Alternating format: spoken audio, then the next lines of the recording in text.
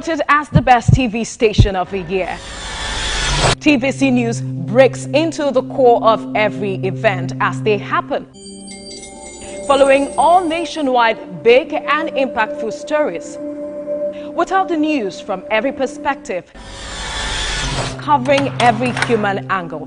I am Veronica, bringing you the news you would want. Small! Bola Ahmed Tinubu, do solemnly swear.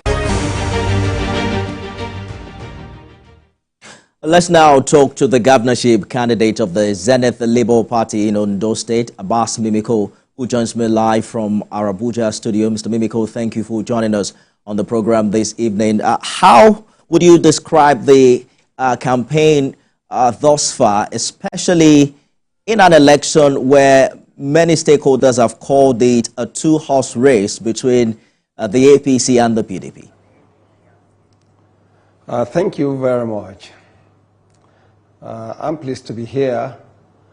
And I can tell you categorically that those who assume that this is a two-way race have not been to Ondo State. Our people are tired of APC in Ondo State. They are tired of PDP. They are looking for a third force, which we of the ZLP, Zenith Labour Party, represents. And we've done our campaign through the length and breadth of Ondo State, the nooks and crannies, and people have come out en masse to support us. They are not going to buy into the idea of see and buy, which is vote buying on election day. With the people are in for a pretty big surprise. That the Labour Party is going to come out on tops.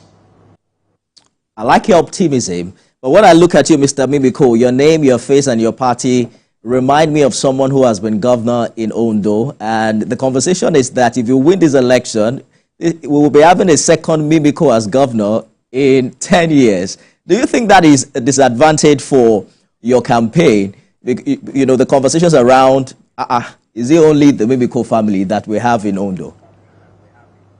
Thank you very much. Dr.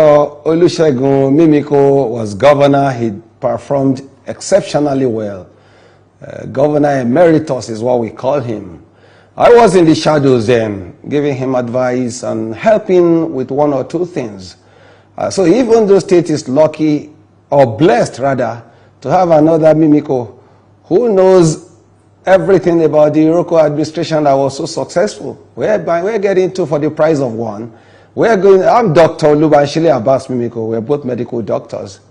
But I've been in private enterprise for the better part of my life. But I know the processes and the nuances of governance up close and personal by studying what my brother was doing. So we are promising on those days that our government will be at least 10 times better than the first Mimiko administration. They have nothing to fear. People say, is it a family affair? Even those we borrow democracy, presidential democracy from United States of America, we have the Bushes, we have the Kennedys, we have etc. But that's not what matters. In Ondo State now, people are suffering. Pregnant women are dying. Babies are starving. And we want to bring positive change with the 7 cases of prosperity that we've come with. Because you see, if you are flying on an airplane and there's turbulence, you are not asking whether the man that is piloting the plane is from A, B, or Z. You want to know if those hands are competent and steady so that you can land in safety. And I think I'm good for the job. By the grace of God, we will be the next governor of Ondo State. All right, so we'll talk about what this version of Mimiko is bringing to the table to resolve all these challenges. But, you know, some are saying that you don't even seem to have the support of your brother because many of his aides have now decamped to the APC. What does that mean? Because the conversation is, if he can't even get his brother to support him, why should I vote for him? That's what I call maturity, political maturity at its best. Now, Dr. Mimiko is an elder statesman in Ondo State. All the candidates passed through him at one point or the other in their careers. So it would be preposterous for him to just come raise Dr. Abass Mimiko's hand and say, come and vote for him. Look, I'm my own man. He says, Abass, if you want to be governor, Take your message to the people. If they buy into it, all well and good. I'll be the happiest person on earth. But I don't expect him to raise my hands and say, come vote my brother. If I were to be a voter in Ondo State and he did that, I will not vote for that brother of his. So we've come to our people with the 7 Ks of prosperity, our mandate, our mantra, our manifesto, which other parties don't have anything to articulate for our people other than to dance around town on podiums, telling us Odiror when we are hungry. They are not able to translate the president's vision into actionable plans for their people. So we have come with a very fresh idea. 7 Ks of prosperity. Carije, food security for everyone in Ondo State. Karimu, portable water supply to every home in Ondo State. Karina, rapid, aggressive, and relentless industrialization drive for Ondo State that will create massive jobs for our youths that are unemployed. Karika, educational opportunities that will be affordable and of top quality, and vocational training for those who will need vocational training. Kanilelona, we have promised Ondo State people, the common man of Ondo State, that we're building 20,000 3- and 4-bedroom houses on 30-year mortgage so that we can alleviate the difficulty with housing that we have. Kanilera, that's health services that will be of quality and will be accessible to all citizens of Ondo State. And Kala Lafia, peace and security will be guaranteed in Ondo State for those who want to come and live with us, invest with us, and for the citizens of Ondo State. Those are the 7 Ks of prosperity we've come with, and people have bought into it, and people are expecting us on Saturday. They will vote massively for us. Zenith Labour Party is, the fear of ZLP is the beginning of wisdom in Ondo State. Well, if you say so, we're counting down to Saturday to see how that translates into actual votes for you. But are you concerned about, I'm curious about your strategy to winning this election. How do you intend to actually get more votes than parties like the APC, the PDP? The former Labour Party presidential candidate was in Ondo recently, raising up the candidate of the Labour Party. Everyone seems to have gotten support from solid political figures. Even the incumbent governor had to ensure that those that he fought with during the primaries are back in his fold. Agbola Ajayi is also doing the same. You apparently don't have your brother by your side. What's your strategy? You know, it's interesting. God Almighty is the #1 strategy.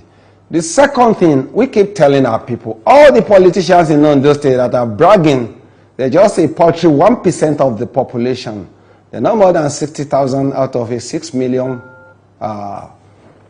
population of Ondo State. So we have the people behind us. People are not interested in some old parties like PDP, APC, and all whatnot. They are looking for someone who will take them out of these doldrums of poverty, of disease, of sorrow into a place of happiness. And that's what we have promised them. We don't need godfathers in this. Look, some of these candidates, they want to be the president's candidates in the daytime, but at night they go to Iroko Villa to have meetings. We are not fazed by all of that. We are proud to say we supported Asiwaju when we needed to. He has brought good ideas, but people are not translating. Definitely Ondo State is not translating his vision into changing lives. We have been saying that under our Karije, we cultivate 10,000 hectares of farmland for every local government. Within 1 year, hunger will be banished from Ondo State. The people are listening to us. So it's not about people bringing big wigs. The people of Ondo State are very sophisticated. We are the smartest voters in Nigeria. People will be amazed at how we do by the grace of God Almighty. Well, I like that you're able to articulate, what you would do. Hopefully that the people of Ondo can resonate with what you're saying. And then the miracle you will perform, it will also get to see it, navigate the political structures to win this election. But before I let you go, you have lined up with other candidates to support the resident electoral commissioner as against the position of the PDP. What do you see differently from what the PDP has been talking about? You see, we shoot straight. We don't because of politicking or some political advantage, damage the reputation of someone who's been solid. Look, Rek Babalola has been in Ondo State for a while. We saw how she's conducted herself. We saw how she conducted the primaries, and she's just been very professional. In fact, among her staff, the fear of Babalola is the beginning of wisdom. So to have PDP or any party for that matter come out to disparage, to blemish a career that's been sterling, we just can't take that because we want some advantage. So we called it the way it is. This woman's been professional. She's carried her duties with diligence. And I don't like something. I sense some misogyny in this.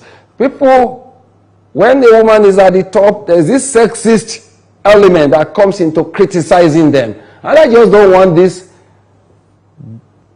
wreck to just be a victim of what she did not do. So, Dr. Mimiko, we have completely run out of time, but I just want to ask you if you are not going to chicken out before Saturday to support either the APC or the PDP. How do you respond to that? There's no reconciliation between darkness and light. We represent light. We are bringing hope to the people of Ondo State. We are going to run the race. Our strategy is simple. The masses are behind us. In fact, we have conscientized them to the point that they are going to reject see and buy. Come Sunday and celebrate with us by the grace of God. Dr. Abass Mimiko, governorship candidate of the Zenith Labour Party in Ondo State. Thank you so much for talking to us, and we wish you all the best. My pleasure. Thank you for having me. That's our show today, everyone. You can watch it again at midnight and at 6 a.m. tomorrow. I am Nifemi Oguntoye.